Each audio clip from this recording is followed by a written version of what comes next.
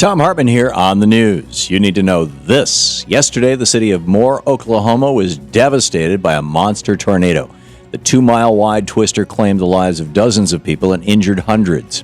And the number of fatalities will likely rise as search and rescue operations continue. Oklahoma's Lieutenant Governor Todd Lamb said that Monday's tornado was like a 2-mile-wide lawnmower blade that shredded everything in its path, and it hit one of the most populated areas in the state. This is another unfortunate example of the new normal, the devastation left in the wake of megastorms that are fueled by hotter temperatures and increased moisture in the atmosphere. This is what life is like in the never-before-experienced world of over 400 parts per million of carbon in our atmosphere. We can expect more extreme hurricanes, wildfires, droughts, floods, and even massive tornadoes. We're living in an atmosphere that no human in the history of our species has ever existed in. What will it take to make us wake up to the damage we're inflicting on our world and the dangerous conditions we've fostered by pumping endless amounts of carbon dioxide into our atmosphere? How many lives need to be lost before we try to prevent these extreme weather events from getting even worse? We can't quickly reverse the damage that's been done, but we can work to prevent these superstorms from becoming even more deadly. We have to stop pumping carbon into our atmosphere before we reach an even more dangerous parts per million threshold.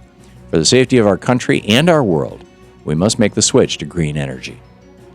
In Screwed news, in addition to being the third most profitable company in the world, Apple may also be the biggest tax dodger in history. Today, Apple's chief executive will face a Congress in a hearing about his company's tax avoidance scheme.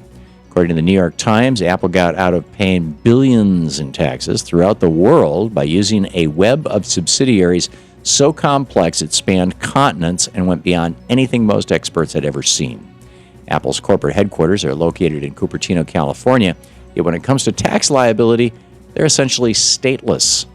Congressional investigators found that Apple's various subsidiaries have allowed them to get out of record keeping, paying taxes, or even submitting a tax return anywhere in the world. Senator Carl Levin, chairman of the committee holding Apple's hearings today's hearing, said, Apple successfully sought the holy grail of tax avoidance.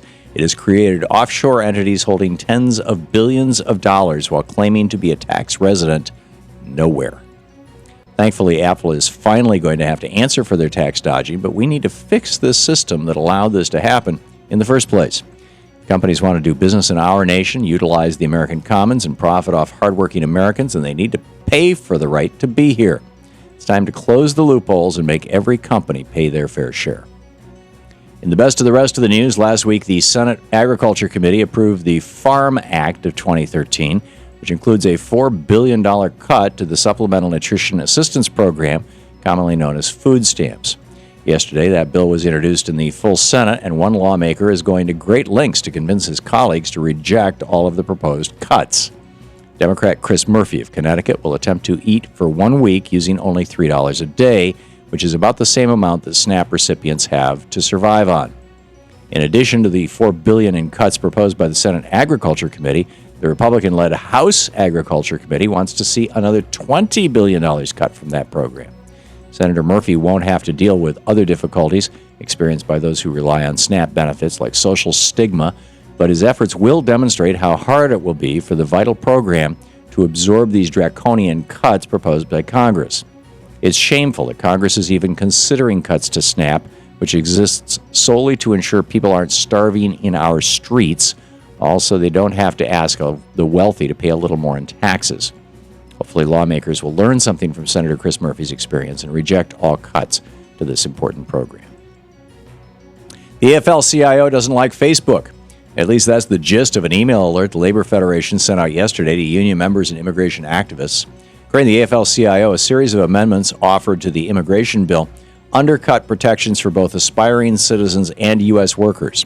The amendments were submitted by Republican Senator Orrin Hatch, and the afl-cio says they would allow tech companies to fire American workers and bring in new immigrant workers at lower wages.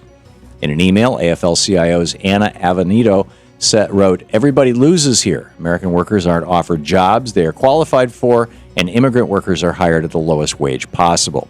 They're urging activists to contact Senate Judiciary Chairman Patrick Leahy and call him and tell him that you stand with the afl-cio. And finally, many of us have experienced the embarrassment of butt dial. But, however, 2 California men found themselves in jail after their cell phone mishap. One of their phones accidentally dialed 911 from the pocket right at the exact moment the pair was breaking into a car. The 911 operator who took the call heard one of the men say, get the bolt and give me the hammer just in case, and then heard a window shatter. Little did the men know that as they drove away, police were already in the area searching for them based on the clues the dispatcher was providing. The pair was arrested and charged with burglary. Perhaps they'll think twice before breaking into a car again, or at least consider that somebody might be listening. And that's the way it is today, Tuesday, May 21st, 2013. I'm Thom Hartmann on the news.